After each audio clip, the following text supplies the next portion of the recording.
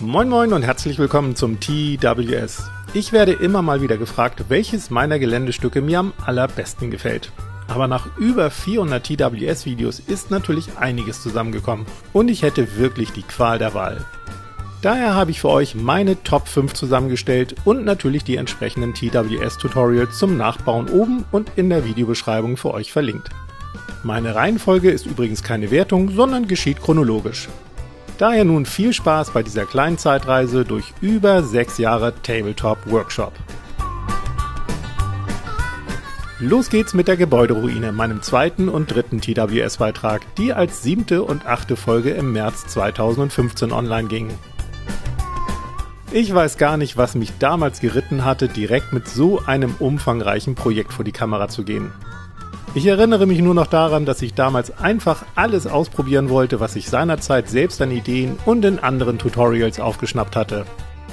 Und sowas wie Schaumpappe, Kork, Balsaholz, tja, all das war damals tatsächlich noch Materialneuland für mich. Auch mein Vorrat an Geländebaufarben war noch nicht der umfangreichste, denn teilweise nutzte ich noch teure Miniaturenfarben.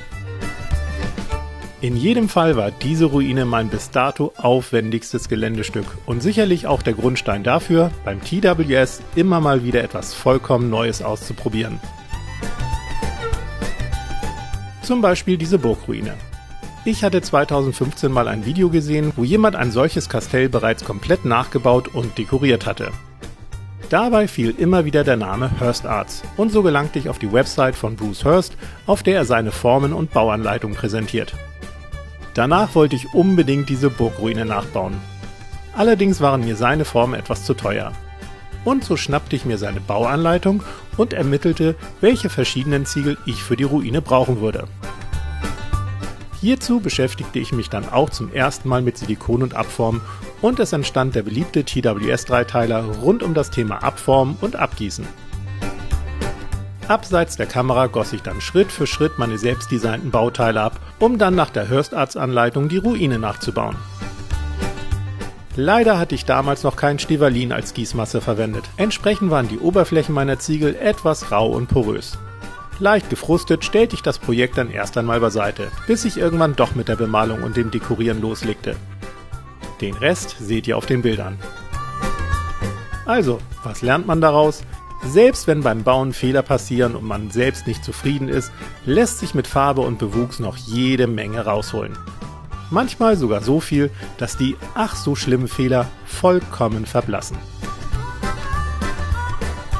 Knapp ein Jahr nach der Gründung des TWS hatte ich für den Hamburger Tabletop Shop eine Guild Ball Spielplatte gebaut.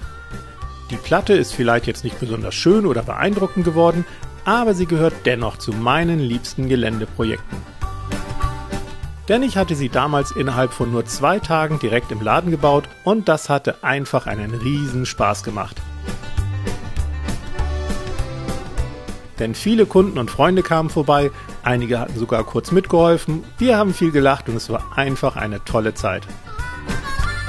Auch das Einweihen und Bespielen der Platte in den folgenden Monaten war natürlich großartig. Insgesamt entstand rund um diese Spielplatte einfach eine tolle Stimmung im Laden und es war ein richtig schönes Community-Erlebnis. Ein weiteres meiner Bastel-Highlights ist dieser Magierturm, der Ende 2016 das Licht der Welt erblickte. Rund um eine Chipsdose klebte ich damals kleine Stevalin-Ziegel, die ich natürlich mit einer selbstgemachten Form produziert hatte.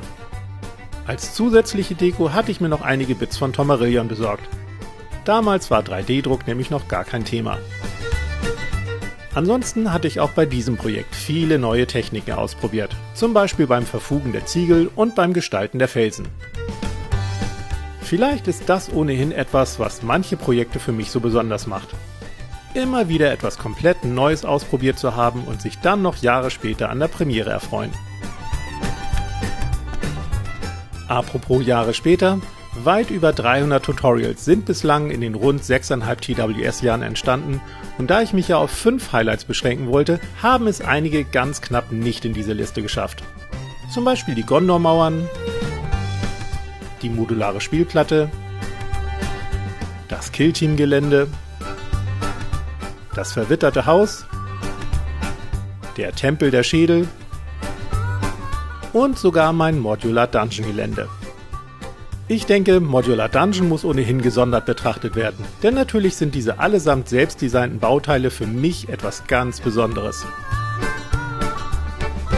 Vor allem, weil ich weiß, dass auch viele von euch damit richtig viel Spaß haben und krass tolle Geländestücke bauen. Aber zurück zum Thema, denn ein Highlight fehlt ja noch. Und das sind die schwebenden Inseln, die ich nach ihrer Fertigstellung noch mit einem Wasserfall versehen hatte. Denn nachdem ich auf der Taktika 2018 die damalige Summoners Spielplatte mit ähnlichen Inseln gesehen hatte, musste ich diese Inseln einfach nachbauen. Übrigens ein Projekt mit immensen Spätfolgen, denn so lernte ich nicht nur das Spiel Summoners kennen, sondern es entstanden auch viele neue Ideen für TWS-Tutorials. Und da kommt bestimmt noch mehr. Aber das war's erstmal mit meinen persönlichen Gelände-Highlights. Nun grabt gerne in euren Erinnerungen. Habt ihr ein persönliches Lieblingsgeländestück? Oder könnt ihr euch auch nicht so recht entscheiden, welches von euren selbst gebastelten Sachen euch insgesamt am besten gefällt? Schreibt's gerne in die Kommentare, ich bin auch gespannt auf eure Geschichten dazu. Wir sehen uns ansonsten nächsten Freitag. Bis dann!